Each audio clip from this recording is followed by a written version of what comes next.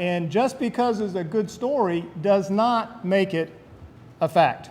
And so I don't want to burst any bubbles, but I will tell you the Pilgrims did not land at Plymouth Rock. Betsy Ross did not sew or design the United States flag. And the Jones Act is not responsible for the cost of gasoline, the price of groceries in Hawaii, the debt in Puerto Rico, or snowy roads in New Jersey. Another reason why the Jones Act is safe and secure is that we take nothing for granted. We operate under a modified version of Thomas Jefferson's adage to his new country that the price of liberty is eternal vigilance. And we know that the price of Jones Act integrity is eternal vigilance and a strong defense. The Jones Act is not going away. The American Maritime Partnership and other leaders of our domestic trade are very strong in this regard. And if you want to do anything with regard to operating in the Jones Act, or if there's a special need where people think maybe a Jones Act vessel isn't available, what you do is you go talk to the Maritime Partnership and you work the issue. That's how you accomplish things. You know, speaking of the significance of the Jones Act remaining and the importance of the Congress as relates to it, I think we should use that support in Congress and the force of these voices to also ask that we be allowed to spend down more money from the trust fund to invest in this industry. And the Congress can help us in that regard. I know they've got some broader interests that they're trying to address as it relates to the deficit and those sorts of things. But this is also an industry that, for the most part, pays for itself. At price ranging from $80 million to $125 million, a 3-year contract or charter is a real leap of faith. However, there will come a time in the not-too-distant future when both the carriers and their customers will have to find a middle ground on contract length.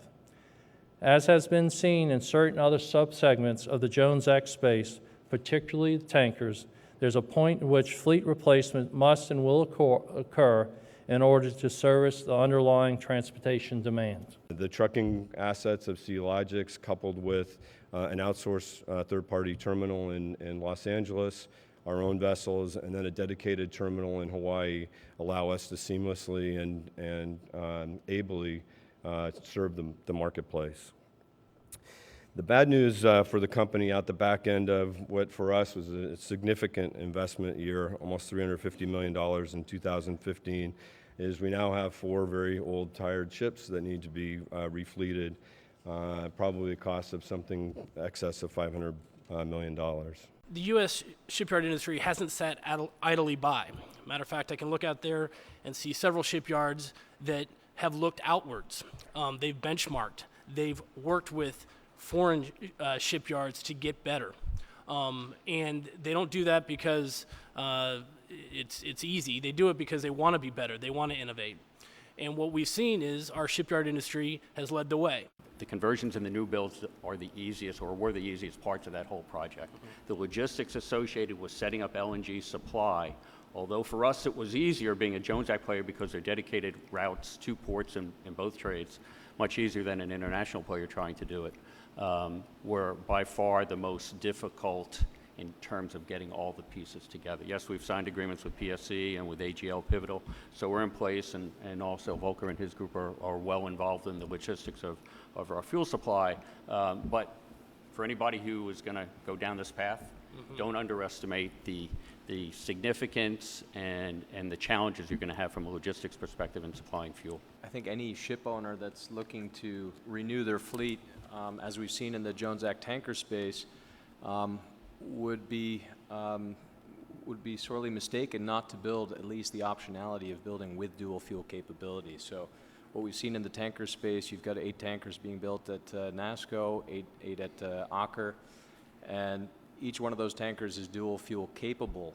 You can see the rising production that is what led owners and the investment community to step up and say, with production increasing, we're not going to have enough ships. there might be an investment here that's going to pay off, and people ordered ships. You can see in 2013, that was the significant ordering period, and a few more came in 2014. And it continued to rise. So the decision then to order at that time was a great idea. It's still holding up today, but then you can see with the price of oil, maybe production's coming down a little bit. And we saw that on the prior presentation, but you can see moving forward that if we do indeed see flattened production, we can't forget that we have the decisions made in 2013 and 2014 are going to start to weigh on either flattening or potentially declining demand for tankers. I think this rate level that we've seen now, over the past, call it year and a half, 2 years, is a good rate level, and it's fairly balanced. And by that I mean it provides owners with a good return on their invested capital. At the same time, it doesn't give incentives to go and order, four firm and 4 options and kind of destroy the market balance going forward. So I think overall, the charter market is in a healthy state, the way it looks today.